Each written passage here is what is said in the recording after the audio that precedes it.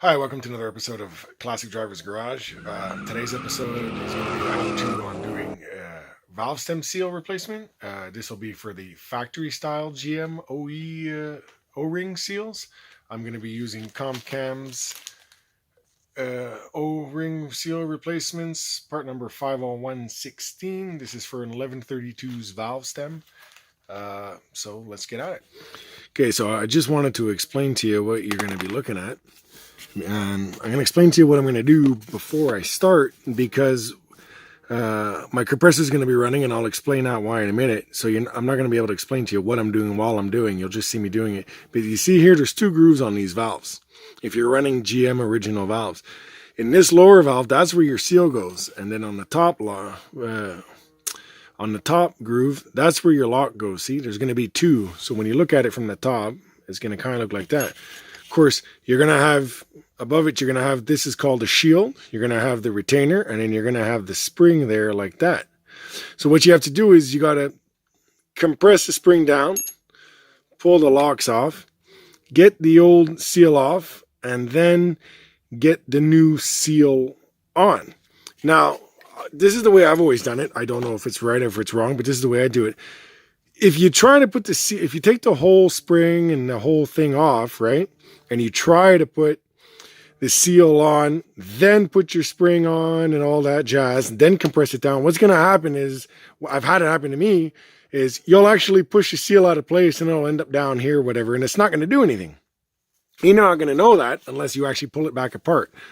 So what I do is I put the spring on, the shield, the retainer, and then I compress it all the way down using a tool. I'll show you the tool in a minute. And then I put the seal on, then I put on my retainers, and I can release the pressure off the spring, and it's going to stay in place. So I'm going to show you what it looks like on the car now.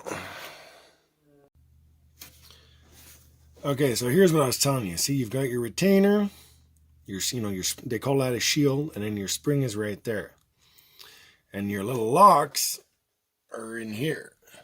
When you're going to be looking at it from the top, see, that's what it's going to look like. You're going to see it. There's one on each side. Okay. So let me get this set back up. Okay. You're going to take this tool right here. Okay. And you're going to back off the rocker nut. You slide that on, and then you tighten your rocker nut down, and you're just basically going to pull on this, and it's going to compress the spring, allowing you to remove the locks. Then you can undo the nut, pull this off, and you'll have access. You can pull off the spring and everything. Now, here's the thing, okay? You have to have a way of holding the valve up. Otherwise, the valve's going to drop down into the cylinder, and you're going to be in a world of anger and hurt, and you're just going to be very mad. You have to hold, I cannot stress this enough, before you even go to compress the valve spring, you have to have a way that you are holding the valve up. There's two schools of thought, or two ways that you can do this. Some guys, what they do is they'll shove a rope down into the cylinder, holding the valve up. Me, I've never done it that way. I don't really like putting foreign objects into the cylinder. So me, what I do is, this is the other way. I take a compression tester fitting, and I screw that into the spark plug hole, and then I hook my compressor to it, filling the cylinder and the compression chamber with air, and that holds the valve up. So that's why I wanted to explain to you guys what I'm doing before I do it, because while my compressor is running, I'm not going to be screaming over it, just so you guys, so that you guys can hear me, because I want you to understand what I'm doing.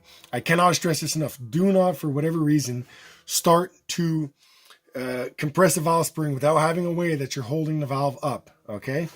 And one more tip I'm going to give you before I start. I learned this a long time ago, is that after many years in service, often it's going to be stuck together. So once you've got your way of holding the valve up, you go to compress that down, the valve's going to go with it just because they're stuck together. So what I do is I just take a little socket here, and then I go tap, tap, tap, tap after it's being held up. Okay, I'm not going to do it now. After it's being held up, I come here and and I'm not beating on it. I don't friggin', just tap, tap, tap, tap. And you'll hear it change sounds, actually. If they are jammed up and stuck together, you'll hear it change sounds. So that's what I'm going to do now. Okay, so let's get at it.